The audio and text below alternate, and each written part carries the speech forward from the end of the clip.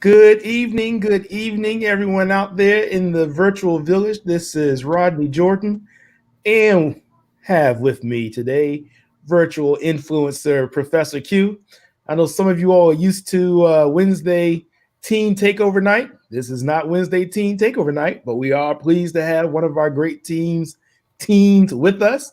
And I am broadcasting live straight out of the front yard, having cutting some great grass and getting some exercise at the same time. So please forgive me if I'm a little bright and a little dusty, but nothing is going to stop me from making myself available to come and be with you all here in the virtual village as we do our thing once again regarding cultural competent literacy, sharing love in the virtual village, and just continuing something that we've been doing for 15 weeks now, sharing the great love of literacy and culture with those of you in our virtual village and those of you that have also been dealing with some of the shutdown we've been addressing as part of this COVID-19 pandemic.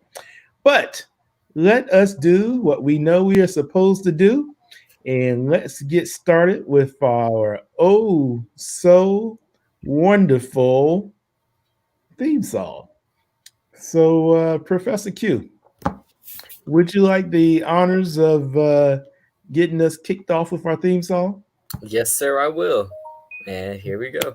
Mommy, community in action, but oh my, let us sound of that. Look, daddy, there's a book for me too, but oh my, let us sound of that. Creative, affirming, and culture for me too. Look, granny, let us sound of that. Look, granny, let us sound of that. Look, granny, let us sound of that. Learning and exploring my history, you see. Look, mommy, let us sound of that. We confident, we practice and develop fluency. Look, daddy, let us sound of that. Families, they bond and they representing me. Look, granny, let us sound of that. Look, I'm here, let us sound of that. Nice, I see, let us sound of that. So reliable, culturally relevant. Sit back and listen to the wisdom while we represent. So reliable, culturally relevant. Readers to leaders, they hold it down where they have to sit. So reliable, culturally relevant. Sit back and listen to the wisdom while you represent. So reliable, culturally relevant. Readers to leaders, they hold it down, yeah, they have to sit. Look, mommy, community in action. Well, oh my, let us sound of that. Look, daddy, there's a book for me too. Well, oh my, let us sound of that. Creative, affirming, culture for me too. Look, granny, let us sound of that. All right, that was great as usual. So, Professor Q, why don't we remind the people why we call you Professor Q? So, we call myself Professor Q because I stay dropping dope knowledge. Okay. Yeah, so actually, so YouTube gave me the nickname. You know, I'm here with there's Professor J, Jameer, Professor K, and we just, very knowledgeable. Not saying that the rest of the team's not knowledgeable, but we're it's just some knowledgeable people, and we're seniors, so that makes us even more special and more deserving of the professor name. So I also think you are Professor Q because you are pursuing a career in doing what? Oh, in teaching, yeah. That's right. So you're gonna be a teacher. You're gonna be a teacher in what area, what domain, what arena? So I want to start off high school as a U.S. history teacher, but then I want to work my way up to teach at a HBCU Black history. And you are planning to attend what kind of university? The HBCU, the best one in my opinion, of Grambling State University. Yeah. So normally virtual village, I would not be wearing a hat on the inside of the house because my grandmother would have a fit and my mother would have a fit. Like I told you, I'm just fresh coming out of the yard cutting grass, but I thought it was appropriate to at least come and wear this hat for you because I think that's something that we ought to be doing all the time. And I see we are joined by a lovely young lady. I don't know if we're being joined by Miss Sky, Miss Star, or some other young lady. So, young lady, would you like to introduce yourself to the virtual village and the literacy gang? As you all know, I'm Star. I know none of what he speaks of. Okay. I am Star. I hope you guys are doing well this evening. What did I miss? Well, yesterday a friend of yours, her name is Sky, joined us, and you all look so much alike. Some people might think you all were twins, but it was so interesting because both of you are on the ball, intelligent, about it, beautiful young ladies. So I just wanted to make sure that the literacy gang in the virtual village, knew whether or not it was you who's been with us all these 15 weeks, or whether it was, I think she's a friend of yours. You know, you do. Yes, she was. I sent her here in my place. I had some things to do. Okay, so Yeah. she showed up last night, and she did a great job. Like I said, you all look so much alike. I wasn't sure if it was she or if it was you who had joined us. So I'm glad it is you. Tis I. Hope she did a great job. Hope you guys enjoyed her. She was excellent, and she actually came up with a great idea for us, and I'll share it with you.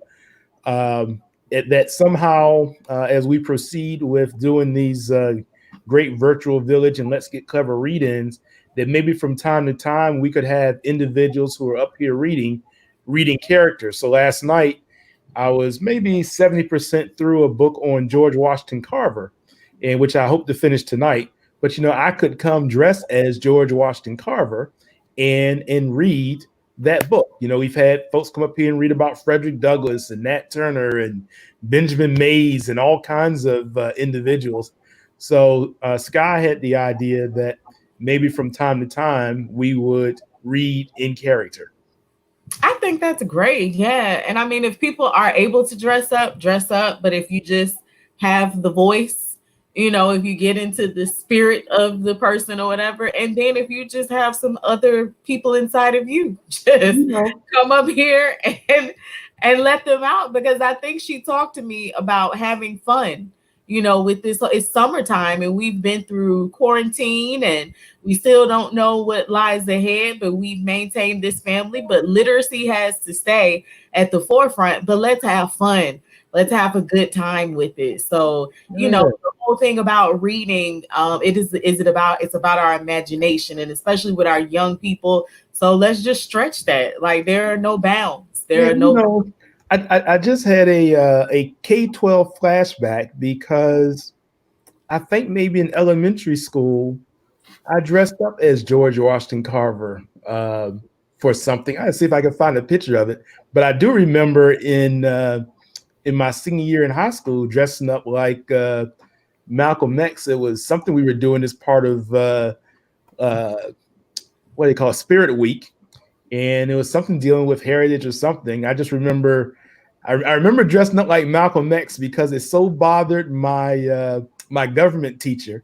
I remember she called my mother, and she was so shocked that I dressed up like Malcolm X, and she literally came to the house. And we had to have a conversation and explain to her, you know, why it was okay for me to dress up like Malcolm X. Why was she bothered by this? So first of all, she was one of my favorite teachers. It was a government class. I remember making A's in the class. But I think that because, as we've talked about before on this program, people have a narrow view of individuals in history, especially when it comes to African American history. And I don't think she was culturally competent way back then to understand all that Malcolm X was. And so I think she was shocked, because I think her vision and view of Malcolm X was someone who was anti-white and someone who was hateful, versus the Malcolm X that we all know in his full range. And I just think it caught her off guard for whatever reason. But like I said, I remember coming home one day and she was sitting in the living room with my mother, and I was trying to figure out why she was there. But I came in and, you know, as usual, my mother set her straight. Okay. Yes. All right, Mrs. Jordan. Mm-hmm. That's great. What did I miss with Q? What were you talking about, Q? Let's see. We talked about why professors got the professor nickname for the influencers. Just said that today's Wednesday, but today we'll be doing the nightly reads for the children. And I think that was about it, right, Mr. Rodney? Yeah, I was asking him to explain to the viewing audience how he got the nickname Professor Q. So he was sharing, you know, what he felt he got from us. I think it also came from the Literacy Gang. But he was explaining his, what was it? What is that you said? Dope knowledge? Is that what you said you dropped? What was it? Yep, because I dropped so much dope knowledge. That he dropped so much dope knowledge. And then I also was, you know, saying because of the career choice that he was exploring. And so as you were coming on, he was explaining folks about his career choice. Okay, nice. Well, I think there's something else that you can share with them about today, Q, when we get back, because you guys did all of that, but you didn't do this yet. Did you do it yet? Yes, we did that too. Okay, y'all did that. Yeah, I gave Q had the honor. Just went on without me. Dale didn't want to let me be great. I had to restart. I got up here and it was like, StreamYard was like, no. So then I had to restart my computer and it took some time. So I'm back. Yeah, we saw you. We weren't sure what was happening, but we knew you would want us to go on with the show. So we got kicking for you. Wonderful. Well, I want to say about these influencers here. They are on their hiatus. We gave them a 2-week break, and they still are doing their jobs. And I love it. I looked up the other day, and the email went out, the setting for the show. I looked up and my phone said that I'm scheduled for a show at 7 p.m. I was like, I know I didn't schedule that. So they are dedicated. All of that just gets me right here. And then we have Q up here tonight. But before we get into our readings, Q, what happened this morning? Well, me and Jamir went to a radio show, 95.7, and we were able to talk about CCIA, what we do for our internship, and what does Clever Communities in Action does for the community in general. Oh, wow. You did that at the studio? You did that via Zoom? No, we were at the studio. Oh, okay. How did you like that experience? Oh, it was so much fun. So much fun, honestly. I mean, I've never been, so I was like a little 5-year-old in a candy shop almost, just like looking at everything. They had autographed guitars, so many pictures, like the studios. I was just like sitting there. It was like just so amazing, a wonderful experience. So was this a live interview or was it recorded for later? Recorded for later, I believe, right? Yeah. Yes. Oh, okay. Look forward to hearing you. Congratulations. Yeah, they did a good job. Kalia was not able to make it because I extended it to all of the seniors and she wasn't able to make it. But Jamir and Q came out and we had a great time. They did a great job. And of course, it was with Dale Murray. And I told him ahead of time, I'm like, you're going to love it. You're going to love them. And of course, everybody thinks, sure, yeah, okay. And then he was totally blown away. So they did a great job. So we'll let you guys know when that's going to be airing. We'll definitely let you all know. So let me say that, once again, Professor Q, that opportunity again has come out of this great relationship that CCIA has formed with the support of the Truist Foundation and these collaborations with Intercom. And so I'm so appreciative, Ms. Starr, of you once again taking really airtime that you could have used in any way that your sponsorship allowed for you to use it, and the fact that you chose to use it to once again promote and hype up and expose to the world these great young people. I just want to say again, kudos to you and to those of you out in the virtual village. I hope you will once again show your love and support to and for Ms. Starr and for Clever Communities in Action, because a lot of people that would have had an opportunity for however long, how long was your interview? 30 minutes, 15 minutes? How long was it? 30 minutes. 30 minutes. So imagine you have the opportunity for 30 minutes of airtime on one of the top rated radio stations in this media market. And some people could use it just for their own selfish gain. And Starr Armstrong decided to use that time that she earned and paid for, basically, to use it to promote the virtual village, and more importantly, to provide this experience, hands-on opportunity experience for Professor Q and Professor Jamir. And, I just think that's what Clever Communities in Action is all about. That's what this virtual village is all about. But I hope we will salute and support everything that Starr does and CCIA does, because in our community, we need to reward people who do things like that. So thank you for what you did. And And I look forward to hearing that interview. And I think the world needs to know that that's what you did. Thank you. I appreciate that. It's all about them. It is all about them, but I definitely appreciate that.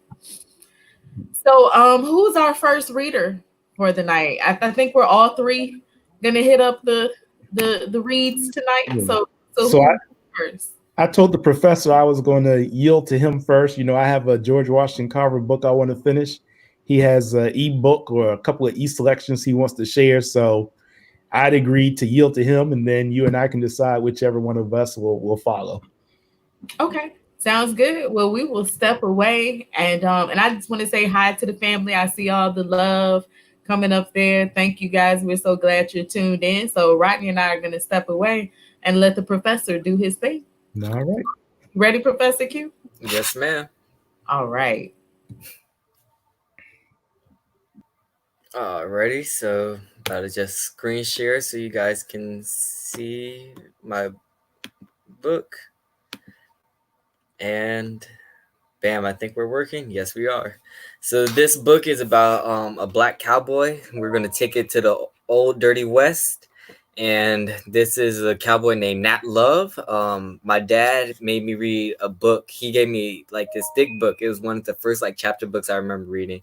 And it was just full of black cowboys. And I was looking for the book, but I couldn't find it because I wanted to read it to you guys. Because it had like 3 different cowboys, like Bill Pickett, Nat Love, and it was like some other people. And that's what I would have preferred reading. But I found this one and I think it's just as good. And here we're about to start. The Life and Adventures of Nat Love. Having now fairly begun my life as a cowboy, I was fast learning and many ins and outs of the business. While many roamings over the range country gave me a knowledge of it not possessed by many at that time. Being of naturally observant disposition, I noticed many things to which others attached no significance. This quality of observance proved of incalculable benefit to me in many ways during my life as an early range rider in the Western country. My employment with Pete Gallinger Company took me all over the Panhandle country, Texas, Arizona, and New Mexico, with herds of horses and cattle for market to be delivered to other ranch owners and large cattle breeders. Naturally, I became well acquainted with many different trails and grazing ranges located in the stretch of the country between north of Montana and the Gulf of Mexico, and between the Missouri state line and the Pacific Ocean. This whole territory I have covered many times in the saddle, sometimes at the rate of 80 or 100 miles a day. These long rides and much traveling over the country were of great benefit to me, as it enabled me to meet so many different people connected with the cattle business and also to learn different trails and the lay of the country generally.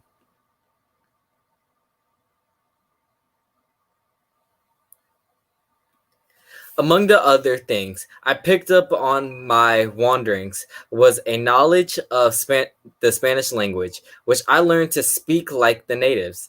I also became very acquainted with the many different brands scattered over the stretch of the country. Consequently, it was not long before the cattlemen began to recognize my worth, and the Gallinger Company made me their chief brand breeder, which duties I performed for several years with honor to myself and satisfaction to my employees. In the cattle country, all the large cattle raisers had their squad of brand breeders whose duty it was to attend all the big roundups and cuttings throughout the country and to pick up their own brands and to see that the different brands were not altered or counterfeited. They also had to look to the branding of the young stock. So this is Nat Love riding a bull, and then these little areas he traveled with the major rivers.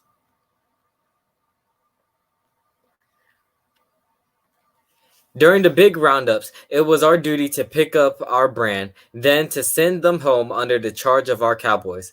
Likewise, the new branded stock, after each brand was cut out and started homeward, we had to stay with the roundup to see that strays from the different herds from the surrounding country did not get mixed up until the different home ranges were reached. This work employed a large number of cowboys who lived, ate, and often slept in the saddle, as they covered many hundreds of miles in very short space of time. After the general roundup was over, cowboy sports and a good time generally was in order for those engaged in it.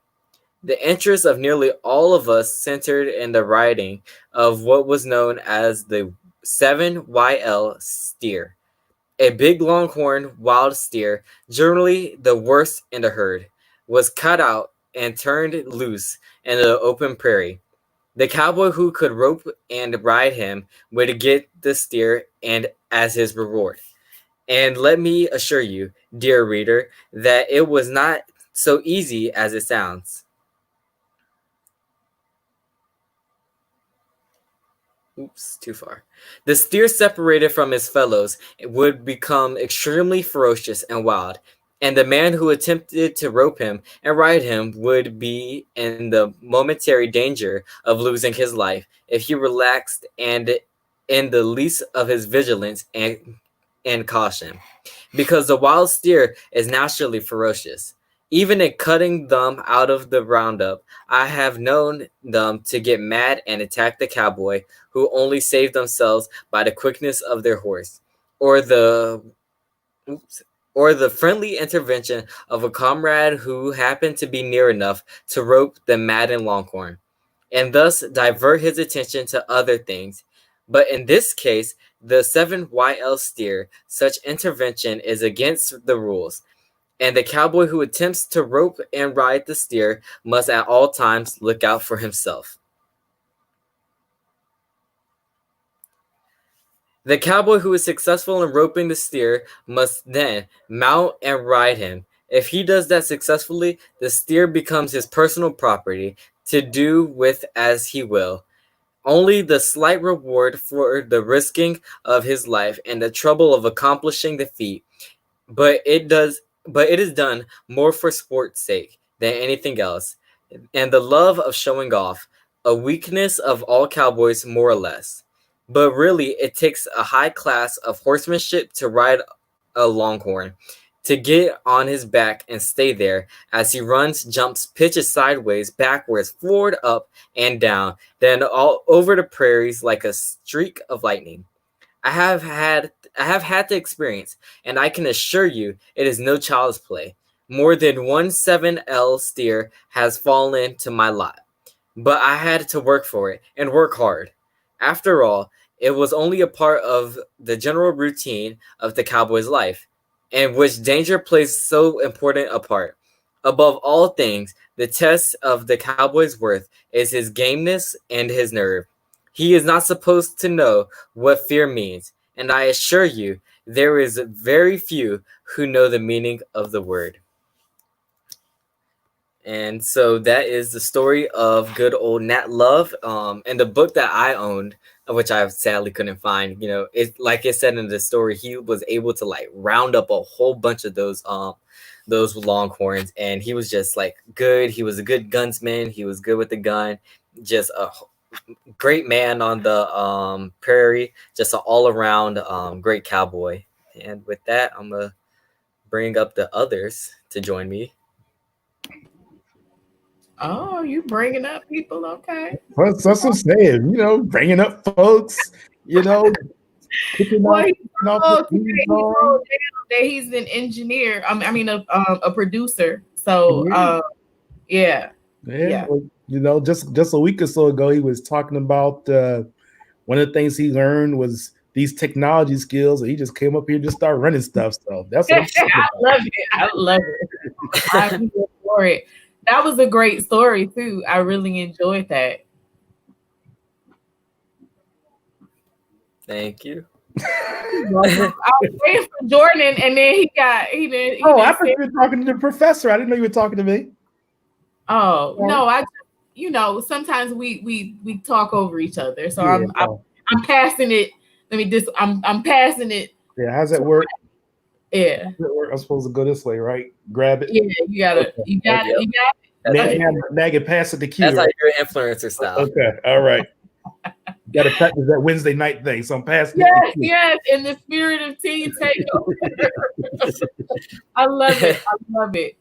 Yeah. So that was good. That was interesting. And I love how you had that on deck. I'm just glad you guys are up here. It means so much to me. Like, I'm just gonna go off on my own little thing, but the fact that they're still coming up here, like I said, they're off. Like, they have a 2-week break and they're still here. And that means everything to us. And I hope you guys in the family, the Virtual Village family, that it means a lot to you as well, because they're showing up for us, for you all, and for themselves. So I just think that's lovely. Like, that part, like I said, that just gets me right here.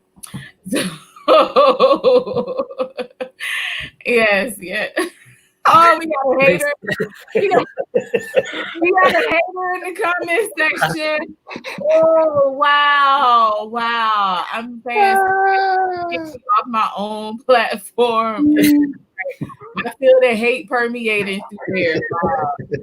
Hey, well, you know, if you don't have some dissension, then you're not. Hey, Ms. Starr, don't let it bother you. We know that there are some men that are out there still working on their culturally affirming, and they hear a little accent and they get all thrown off. So Sky had that little accent, so it probably hit some brothers where they weren't expecting it, but we appreciate you. All right, so you just keep on rolling. Yeah, I will. You guys never know who may show up here. So but yes. So Q did a great job. He did a wonderful job. And was there anything that you wanted to share with us? Anything else? I mean, I feel like just like with everything else, I feel like it's just important for us to know that Black people in everything, like classical music, we just found out that Beethoven was possibly or is a Black man. So I just want to like kind of stress that in every like thing in life, like if it doesn't seem like the Black person is dominant in it, we do have our historical and prominent figures in it. You better tell it, Professor. Okay, the professor has spoken. I hope y'all heard. Were y'all taking notes? Okay. So, Professor, I'm just I'll say this to you. So, are you familiar with the works of J.A. Rogers? J.A. Rogers? No, sir. It doesn't ring a bell. So J.A. Rogers is a great historian, and one of the things that he wrote some time ago was 100 Amazing Facts of the Negro. And in that book, he talked about the possibilities of Beethoven. So one of your assignments for the summer, as you are preparing, as you embark upon your transition to Grambling State University, is to take some time and look up the works of J.A. Rogers. Got it. All right. One historian to another. J.A. Rogers to you. Okay. I'll look him up. Okay. I won't do you like my father would do me and then say, write me a book report and give it to me. I won't go that far. Oh, your father did that to you too? Yes, Lord. Do you too? That happened? You've already experienced this? Yeah, I think for this book, for the Nat Love book, I think I had to write a book report about it. Yeah, if my brother was still here and I had him up here, he could tell the story about the time I had to read the e-encyclopedia since I wanted to go out and play football. And so on Sunday, first you had to go to church. Then I knew my father was going to ask me, had I done my homework? I said, yes, I did my homework. Go find some homework. I said I couldn't find anything. I said, well, we had these things called encyclopedias. So you went up to the shelf and you pulled off he told me, well, pull a book off the encyclopedia shelf and read it. And E happened to be the thinnest one. So I chose E. So you read the whole E? At least I pretended to. Wow. I read much of it, yes, but yeah, I had to read it and then I had to explain what I read. You know about etymology, the thing for me at the time, I think I can't remember what grade I was in, but at that time, my parents also had we talked about it earlier, the autobiography of Malcolm X on the bookshelf. So I had read much of that. And of course, in that book, he describes how he was reading the dictionary. So in my mind, I pretended like I was reading the encyclopedia the same way that Malcolm X was reading the dictionary. So that's how I was able to psychologically get through it, even though you can still see I have some trauma behind it. All right, Detroit Red. Well, that is what's up. Well, yeah, I've had my share of things I was forced to read as well. But it's a good upbringing. It's a good upbringing. Yes, indeed. You look back on it and you're like, I appreciate the investment. So that's one of love. That's right. Yeah. And I told them today about the Nat Turner land. I forgot how that came up. Oh, they saw the cotton in my car. Mm-hmm. So when we went back to our cars, Jameer was like, "You have cotton in your car," which this is always a conversation piece if someone's passing by my car or in my car. And I'm like, yeah, it came from Nat Turner land. So I did end up telling them about that, and hopefully they can find their way up there, or sometime as a group we'll find our way up there. But yeah, they were intrigued about that. Yeah, and of course on some days when you're driving the 460, it just is blowing up and down the highway, so you can just pull over and pick it off the highway. Don't pull over and pick it out of somebody's field unless you have permission. So that's my 460 warning for you. She did that? I didn't say she did. I'm talking to you, Professor Q. I'm just saying, for anybody that's out there, if you're going down 460, certain time of the year, that white stuff that's blowing on the side of the road is cotton. Okay, but don't get out your car and walk on somebody's field and start picking their cotton, because you might because then you're gonna be calling for us to come rescue you, because you might be picking cotton for a long time. So just be careful about that. Okay. All right. That's noted. That's my word to the wise, as somebody who drives at 460 all the time. Don't pick cotton from somebody else's land. Yeah, don't pick cotton unless you plan to pick cotton. Well, all right then. Well, thank you so much, Professor Q, for coming up here to read and all that you're still doing for the Virtual Village and for Clever Communities. And that was a wonderful selection, and we look forward to seeing you again. Okay. All right. All right. Well, you have a great evening. All right. You too. See you guys. All right. All right.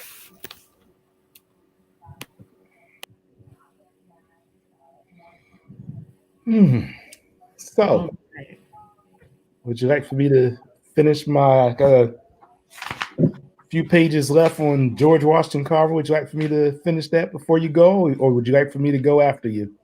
In the infamous words of Queen Latifah, ooh, ladies first. Ladies first. Ooh, ladies first.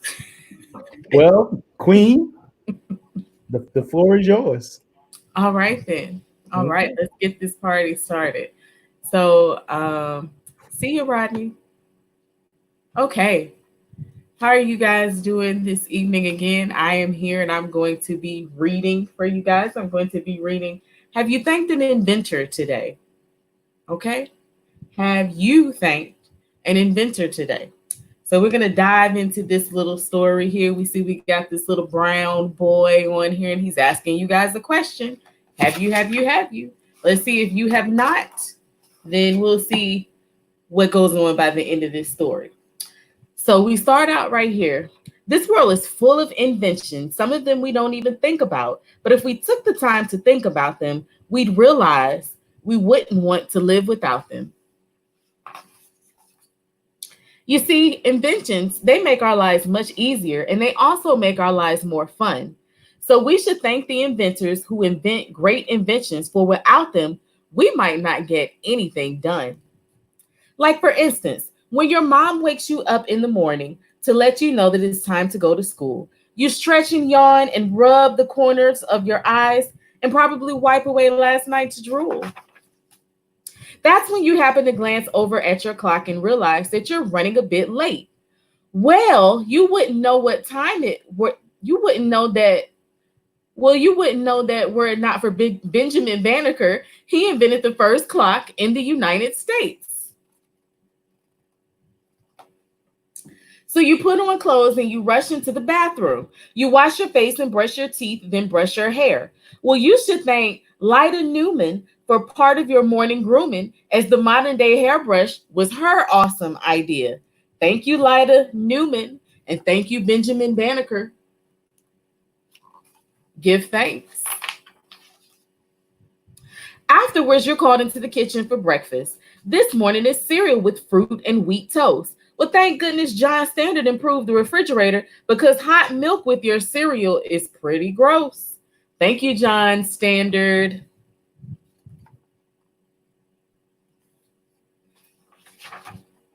And when you're on your way to school, whether you're a bus rider, a car rider, or you walk, you have to thank Garrett Morgan for the traffic light. Otherwise, none of our streets would be safe to cross. Thank you, Garrett Morgan.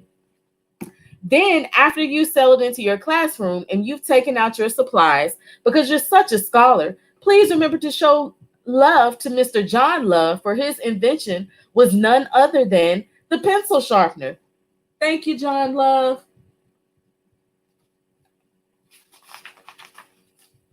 Now, as much as I know that you love to learn, you'll admit that sometimes lunch is your favorite time of day. Well, you can thank John Robinson for your lunchbox, but for what's inside it, it's your mom you need to thank. Thank you, John Robinson. And what does mom usually pack in your lunchbox? Tasty snacks that make your belly go yum, like peanut butter made popular by George Washington Carver, or potato chips invented by George Crumb.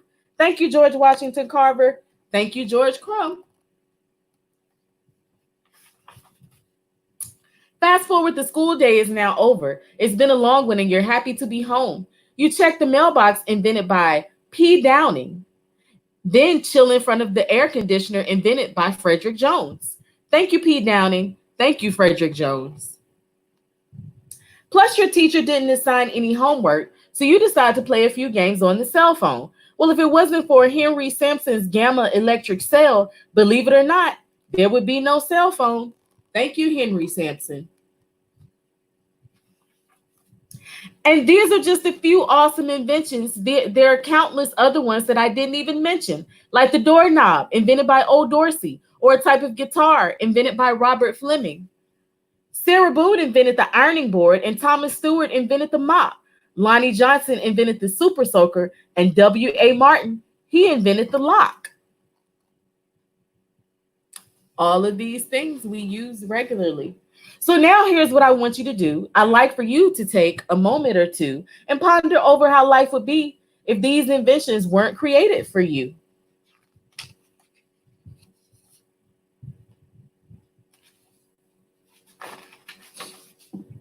Then as you lie in your bed this evening and you think about how your day was spent, don't forget to thank an inventor. Then dream about what you'd like to invent.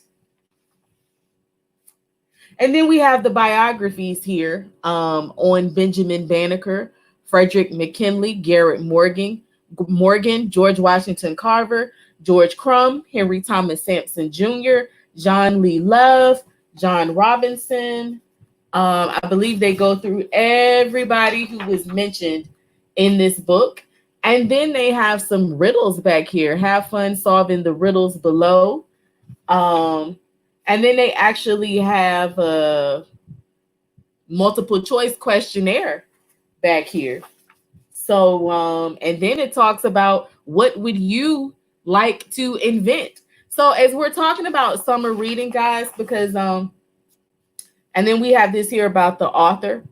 But as we're talking about summer reading, it is very, very important. It is imperative that reading is continuing throughout the summer. If you guys are familiar with Summer Slide, you know, now with having gone through the COVID crisis and the school shutdowns, this is something that we have to focus on even more. So books like these are great. They're a fun time for us to read during the summertime with our young people, with the children in our lives, and the fun activities in the back and the discussions that can ensue as a result of this. And one thing that we see with the pictures, but that was not blatantly stated, all of these are Black inventors. So these are things that Black people invented that we deal with on a daily basis, that were they not here, our lives would not be the same. The thing I always think about, and there is a list of so many Black inventors that you can look up and do a lot of things around literacy with that and fun activities. But I also think about that during the time when a lot of these inventions were first started, there were Black people who invented a lot of things, and the patent, someone else patented. It was stolen from them. So there are some things that we have that knowledge of, and there are some things that we may not even know the extent of it, but just understand the impact and how powerful it is with all of these things that we invented in our community, in our culture. And also, I just really, again, think that it's wonderful to go back here and that they ask the question, what would you like to invent? A little known fact about me, I created an app. Yeah, I had an app. I'll tell you guys about that another time. It was an app that dealt with police brutality. So that's a whole nother story that I'll tell another time. But yes, it was the NOBS app, new option for Black safety. But anyway, I am done with Have You Thanked an Inventor today? And I will bring Mr. Jordan back up here. That was a great book.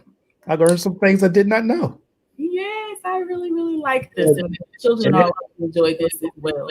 Yeah, and as you were talking about things to do with children over the summer, one of the thoughts that just popped into my head is, after folks purchase the book, that maybe some of those items that you identified that are used, on the inside or that are available, the Super Soaker, the iron, you could, with the writers and the publisher's permission, make a copy of some of those little bios that you talked about in the end of the book, cut them out, and take that picture of the inventor of the iron to the iron. So as young people or old people or whoever are using some of these things, using the Super Soaker, using the ironing board, some of those other inventions that you described, you make that visual connection. So, not only do you learn something about the device that you're using, but I think it reinforces what you talk about all the time in terms of that mind and that cultural affirming piece that, hey, this is me, as I'm using these things and the genius that's behind it. So, but I would like to say to Professor Q, don't forget your iron when you go down to Grambling State. So, that's important. But I like the activity that you stated, and I think that would be fun. Like, again, you guys, we are building up our home libraries and making sure that reading is going on all throughout the summer. And I think that, what you said, posting those the pictures of the inventors there or their names on those items and just having a good time with it. Like, again, literacy is fun. Reading is fun. It's not a chore. It's not a bore. We've been having fun up here for these 15 weeks. But I think during the summertime, as Miss Sky mentioned to you guys, we're going to kick that fun-ometer up a couple of notches, okay? Like, just be prepared, you guys, for us to have some good times here. And again, as you come on as a reader, we want you to have fun. Like, I think I heard that Miss Guy said, let your kinks out, let your kinky coily down and just enjoy yourself. Let's have fun as the literacy family. No need to be stuffy. The only rules here are that we respect one another, that it's culturally affirming literature, and that it's community oriented. So, anything else, just have a good time. But the kids say now, go crazy, okay? So I appreciate, I'm going to grab, y'all know I'm a comment grabber. So go ahead, you got it, go for it. I'm going to grab these comments real quickly. So Q said, my everyday life would be a wreck without these inventions. Black people are so innovative. Hey. And then Glow says, greatness. And then Portia said, what a perfect book and fulfilling literary moment. Love the Black inventor shout outs. Yes, sis. Thank you. And Shania says, that was a very good book and I learned some new things. Shania, sweetie. Yeah. Gotta blow up your precious little spot for a minute. Yeah. So I see all these skits that you do. I see these skits that you and your grandma too. So I want to see you come up here and read in character, okay? Because I am amazed all the time. Sometimes it's really like dramatic and touching, and then sometimes they have me in literal stitches. A couple of them they've done, I just couldn't stop watching it back. I can't remember the last one where I was like, I keep looking at this. I just can't stop watching this. It's hilarious. So I would love to see you come up here and read in character, whether it's the character that you are reading or whether it's just a character that you want to be. But come up here and have fun. Show us some of that actress personality that you have too, if you're comfortable. But we got your back, okay? We got your back. So if you're like, I don't know about that, Miss Star, we got your back, okay? Let's see. Jacoria say, yes, of course. I can't walk around as a freshman with wrinkles. You got that right. And then Portia says, what a great idea, Rodney. Item challenge, tag an inventor. I will be doing that. And she will. Yes. She will. and she needs to bring Peyton back to let Peyton read in character as well. Yes. Mm-hmm. Yeah. What's up with the haterade? We have a resident troll. Yeah. What's up with the haterade? You guys, you read how you want to read, okay? We're having fun. This person hasn't even been initiated into the family yet.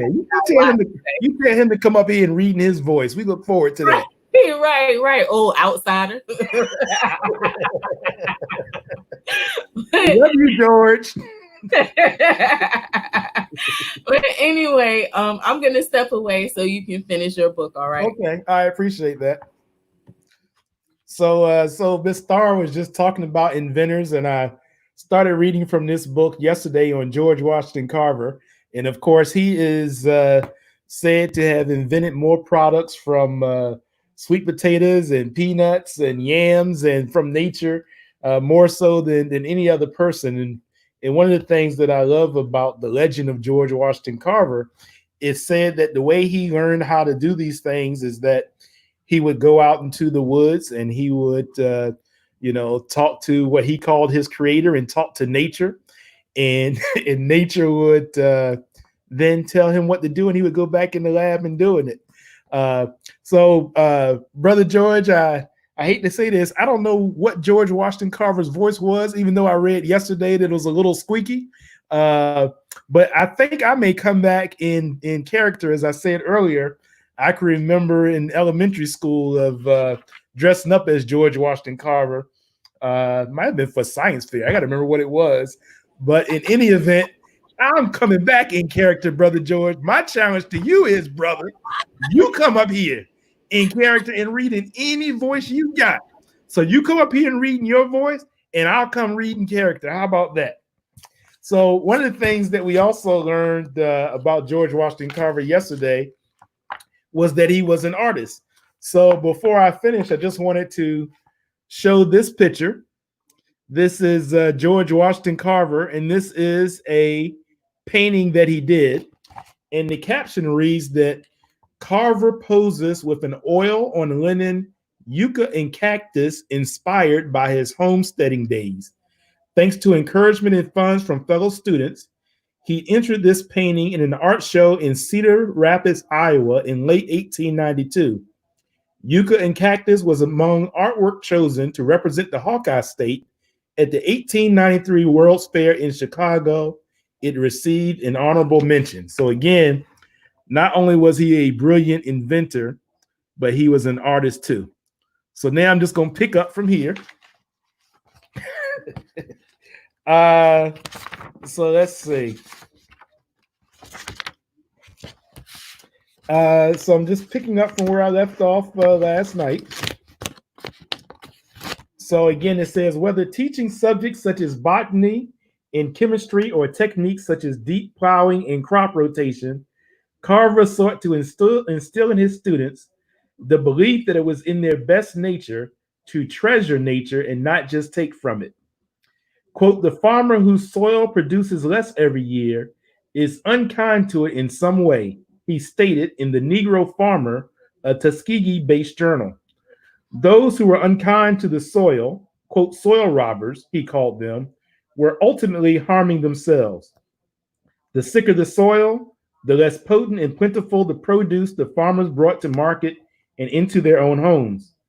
Carver touted a way that farmers could renew their bodies and the earth by planting crops largely ignored in the South, including sweet potatoes, which many call yams, cowpeas, also known as black-eyed peas, and goobers, another name for peanuts. All are rich in vitamins and minerals, and all return nutrients to the soil as they grow.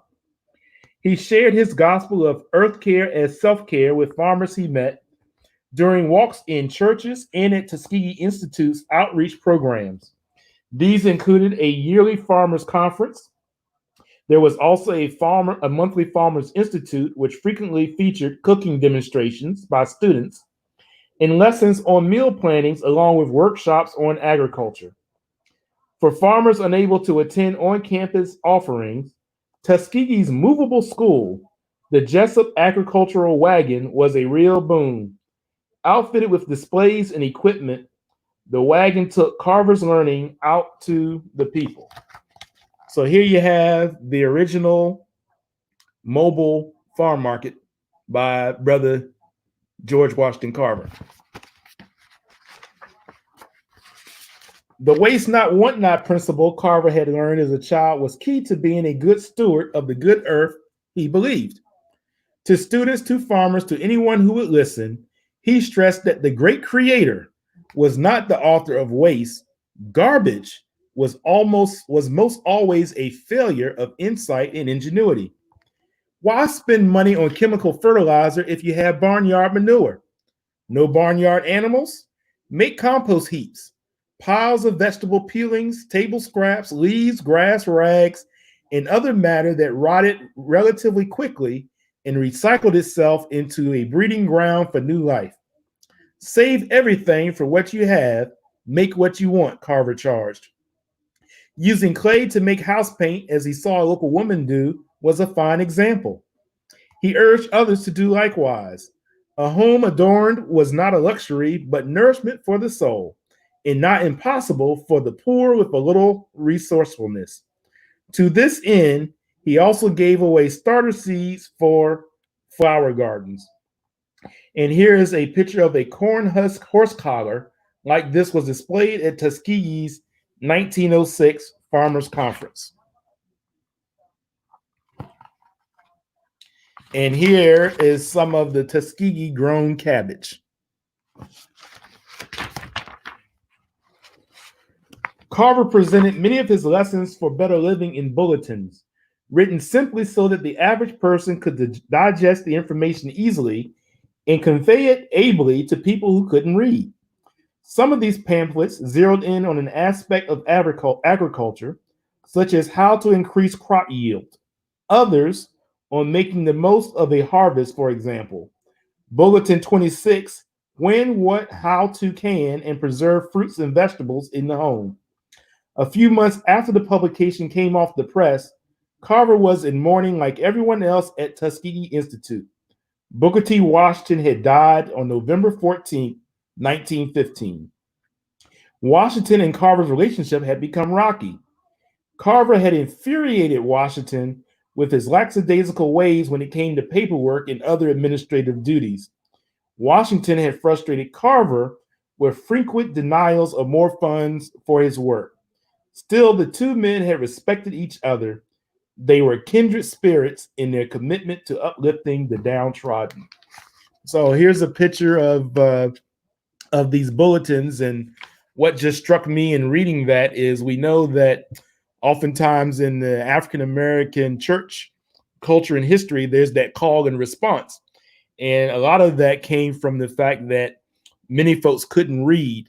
And so those that could read, or the pastor or the minister who could read, would read what it said, and then the congregation would recite it. So I just think it's brilliant that George Washington Carver was writing these bulletins, but also used them in a way and wrote them in a way that anyone could understand them, but especially those who were unable to read. Before Booker T. Washington died, he had seen Carver make grass and so much else grow at Tuskegee. By this time, Carver had a better lab and his workload was lighter. Another man was running the agricultural department. Carver's title was now Director of Research, and he longed to spend even more in his lab. Tuskegee's new chief, Robert Moton, allowed Carver to limit his classroom time to summer courses for teachers and freed him from managing the experiment station.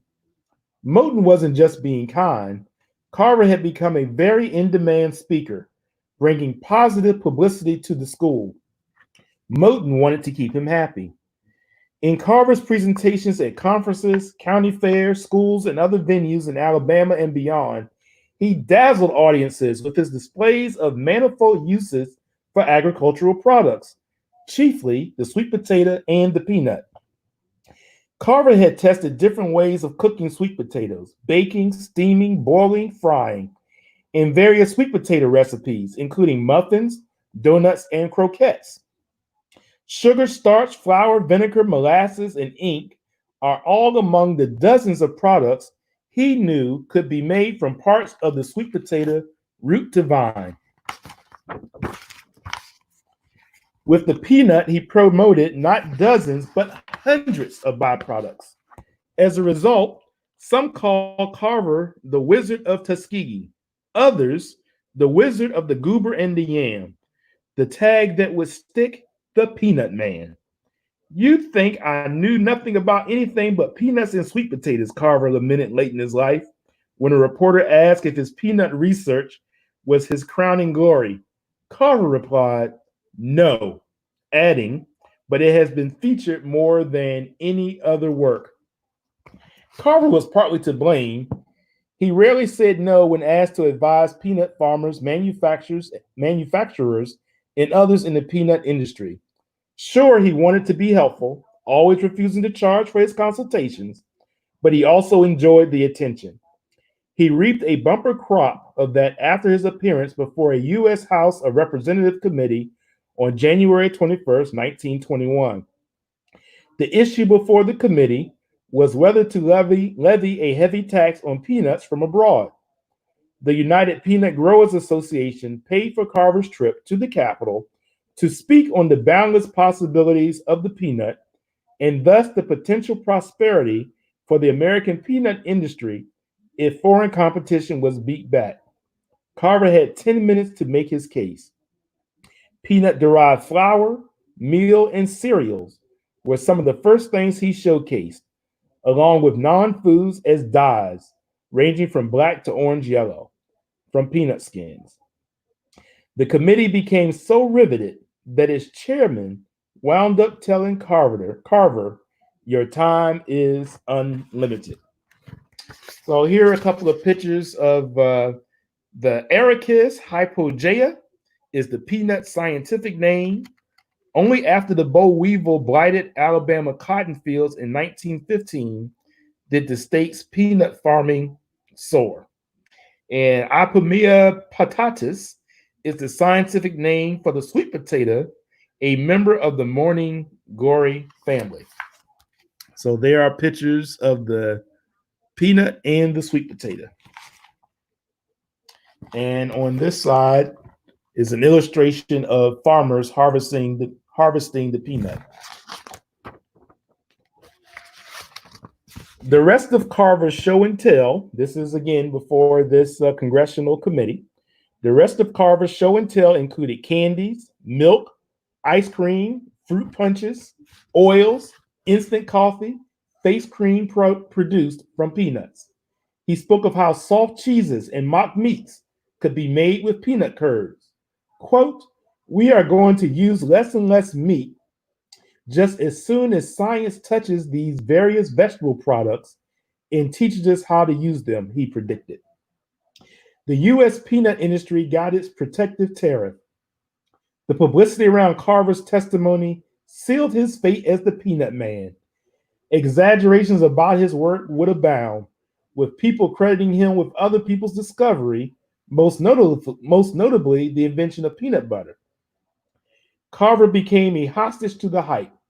He didn't have it in him to tell people to stop calling him the Peanut Man. He could only hope that the Peanut Man propaganda would be an asset when he decided to market plant-derived products. Making mounds of money wasn't his motivation, but rather advancing the cause of wise, efficient use of nature's bounty. In the end, none of Carver's products took off, neither his peanut-based makeup, nor his sweet potato rubber, nor his soybean paints and stains. Carver was a longtime soybean fan, becoming very interested in this legume's possibilities in the early 1920s. As with the peanut and the sweet potato, some of his research on the soybean was in a branch of chemistry devoted to the industrial use of crops called chemurgy, beginning in the mid-1930s. So there's a picture here that from such dirt, Carver made not only whitewash, but also pottery, as well as paints for his brushwork, as he called his paintings. So there he is there with that. Likewise, 2 bottles of peanuts, a bottle of peanut-derived animal feed, and some of Carver's commercial products, a bar of soap, peanut oil, peanut protein, peanut meal, and the 2 tall bottles of peanut oil for respiratory ailments. So there are some of those products that George Washington Carver invented. And he was way ahead of the vegan and vegetarian movement, so I just read.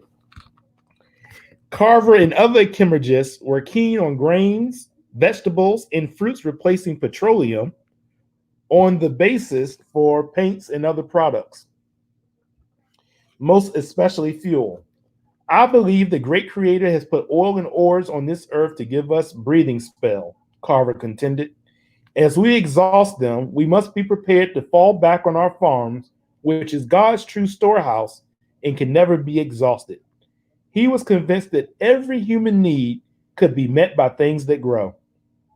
By the late 1930s, Carver was in poor health. Now in his 70s, he no longer taught. Speaking engagements were rare.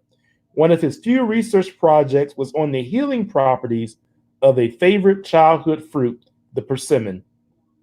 Carver spent most of the strength he had left laying the groundwork for an institution he hoped the future could use, the George Washington Carver Foundation. Its mission: to promote agricultural research by providing scholarships for science-minded youth and creating a museum of artifacts from Carver's life. The easily fatigued Wizard of Tuskegee put up $30,000 as seed money for his foundation. During his 40-plus years at the school, he had spent very little of his salary and saved everything, even string.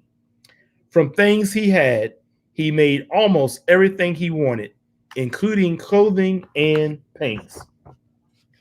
When Tuskegee's George Washington Carver Museum was completed in November 1941, it contained a wonderland of agricultural, geological, and mycological specimens.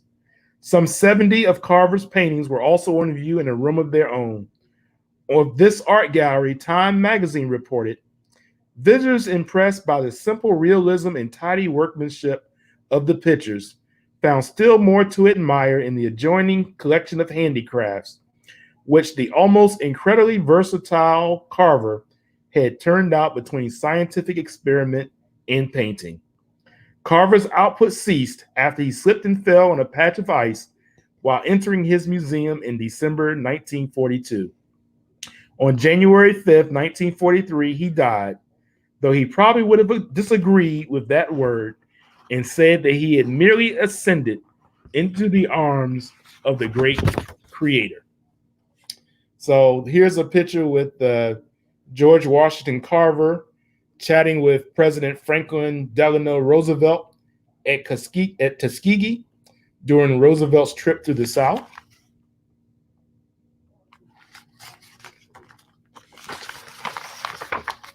Here's a picture. Carver received mail from all around the world. Some people wanted cures for troubled crops and consultations on infantile paralysis. Others wanted to let him know what an inspiration he was. And so there he is with piles and piles of fan letters and requests. And then finally, here's a picture of Carver. Usually began his day with an early morning walk, specimen case in hand. He always had a touch of nature in his lapel. So that is on the great George Washington Carver by Tanya Bolden, Scholastic book. And what is, as we said, he's famously known as the Peanut Man, but we know that George Washington Carver was so much more, so much ahead of his time. And as we talk about now, how we're going to survive in the midst of a pandemic, people rush into the hardware store or other stores looking for little chicken that they can get, little chickens, whatever they're called, chickadees that they can get, roosters and hens and all kinds of things, and people having compost in their backyard and all that. George Carver was on top of it over 100 years ago. So the brilliance of George Washington Carver, just another example of the greatness that the Creator has inspired and instilled in African Americans and the greatness that we have brought to the world as a result. Excellent, excellent. As always, you're coming with the history, giving a lot of information that people may not have known or adding on to the things that we may have previously learned. I was intrigued about him being ahead of the curve with the vegan and vegetarian movement there. I was listening to that. Okay. So now I got to go back and look at some of these ingredients and the things that I eat. But yeah, there was a lot. That man did a whole lot of phenomenal things. So one of the things that stuck to me as I was reading that, I just think about my grandparents, my great grandmother on my mother's side lived to 99, 98. My grandmother lived to 96. And I can remember there always was some type of garden in the backyard, cabbage or, something was growing. But that generation who grew up on the land and their appreciation for not wasting anything and reusing everything, as I was reading about that, I was thinking of what I witnessed and also what I can remember, my grandparents and even my parents, because we were spoiled. So everything to us was disposable. We got something, we ate half of it, we threw it away. But now I even have a greater appreciation why they would save scraps, or when they would do canning or do bottling and, go out the way of reusing things. They were saving the land and saving the world long before other folks decided to popularize Earth Day and recycling and all these things that we do now. That's how it goes. Yes, indeed. Yes, indeed. Yes. I don't know about you throwing away food because I was always the greedy child. So I was always a member of the Clean Plate Club ×2. Yeah. So no food went to waste. Yeah, just those things I didn't like. So but I won't talk about any such vegetable at this time. What vegetable do you not like? Like a Brussels sprout. You don't like? Okay, so my love for Brussels sprouts actually came from your alma mater.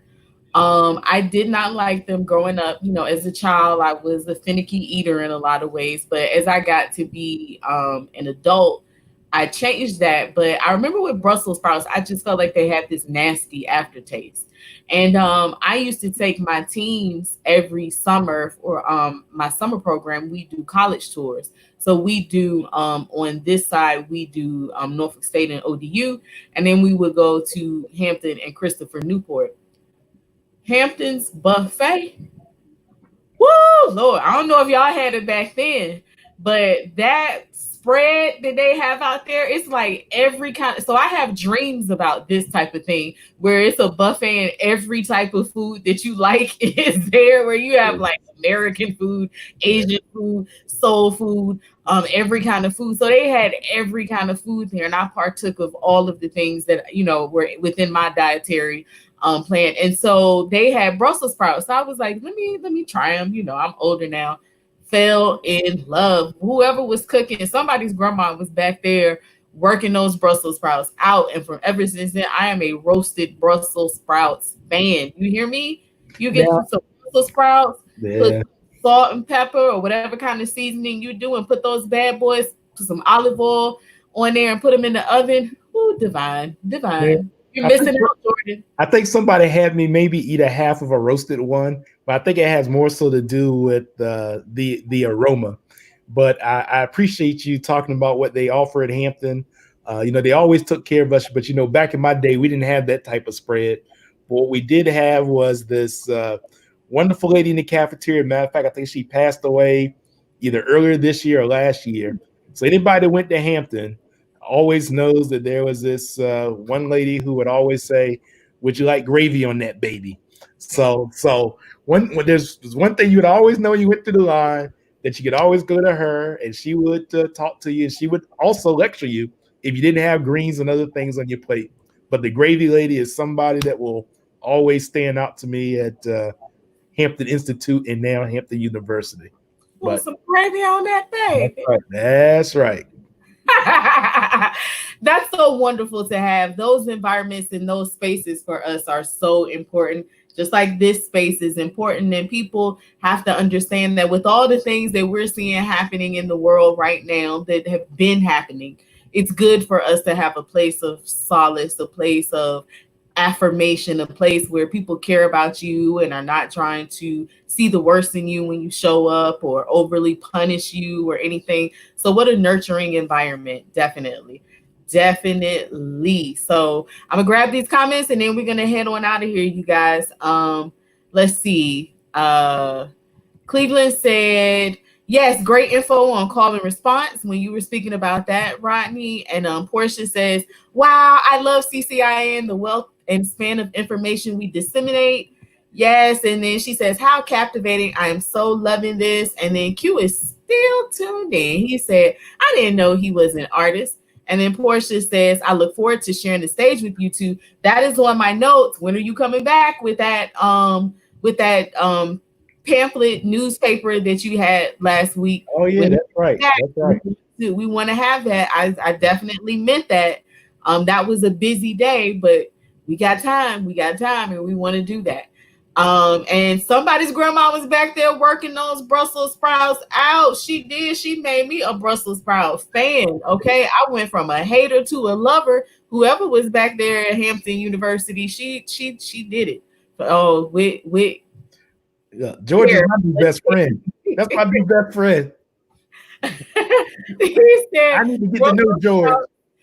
Are nasty, but thank you guys for making me realize I need to enjoy mushy madness. You need to tune in some more too, because you're leaving out your participles and you're leaving out some verbs here and everything. So tune in a little more so we can get you working with that. Okay, so we'll help you out. There's some things missing there, George. Okay, so just stay tuned in. Maybe if you come on and we get you as an actual literacy gang member, then you may not have that problem anymore. Okay. I got you, George. You're all right.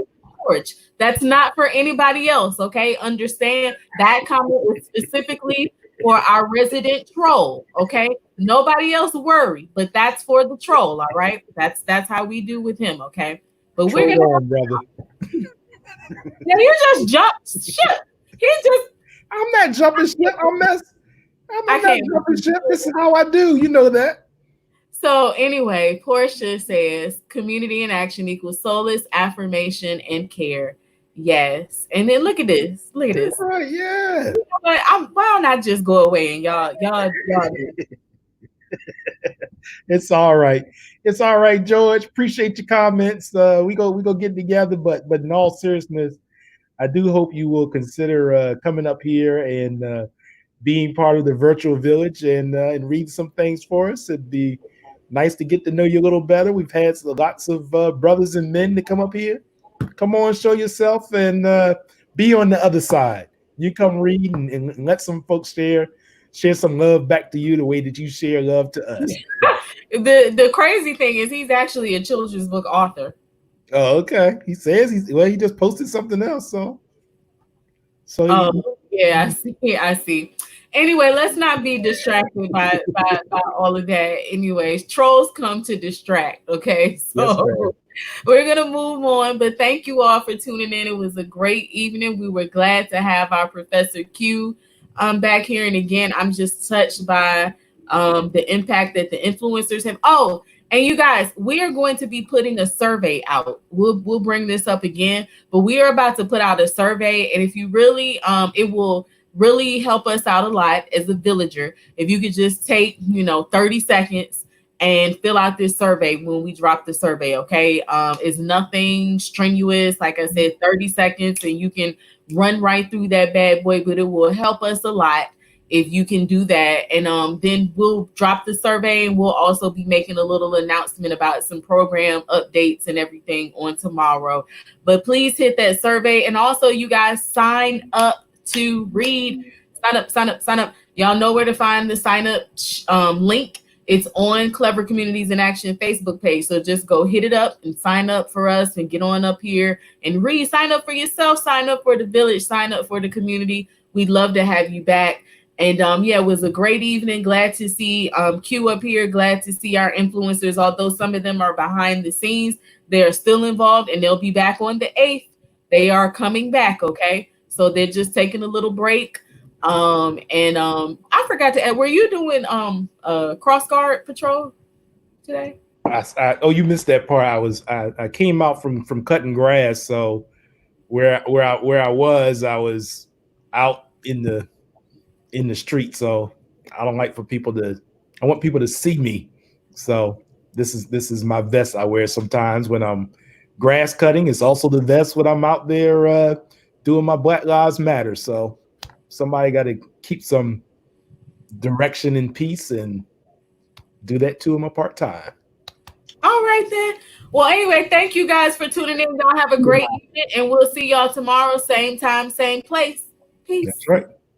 Look, mommy, community in action. But oh my, let us down to that. Look, daddy, there's a book for me too. But oh my, let us down to that. Creative, affirming, and culture for me too. Look, granny, let us down to that. Look, granny, let us down to that. Look, granny, let us down to that. Learning and exploring about history, you see. Look, mommy, let us down to that. We confident, we practice and develop fluency. Look, daddy, let us down to that. Families, they bonding, they representing me. Look, granny, let us down to that. Look, I'm here, let us down to that. Nice, I see, let us down to that. So reliable, culturally relevant. Sit back and listen to the wisdom while we represent. So reliable, culturally relevant. Readers to leaders, they hold it down where they have to sit. So reliable, culturally relevant. Sit back and listen to the wisdom while you represent. So reliable, culturally relevant. Readers to leaders, they hold it down, yeah, they have to sit. Look, mommy, community in action. Well, oh my, let us down to that. Look, daddy, there's a book for me too. Well, oh my, let us down to that. Creative, affirming, culture for me too. Look, granny, let us down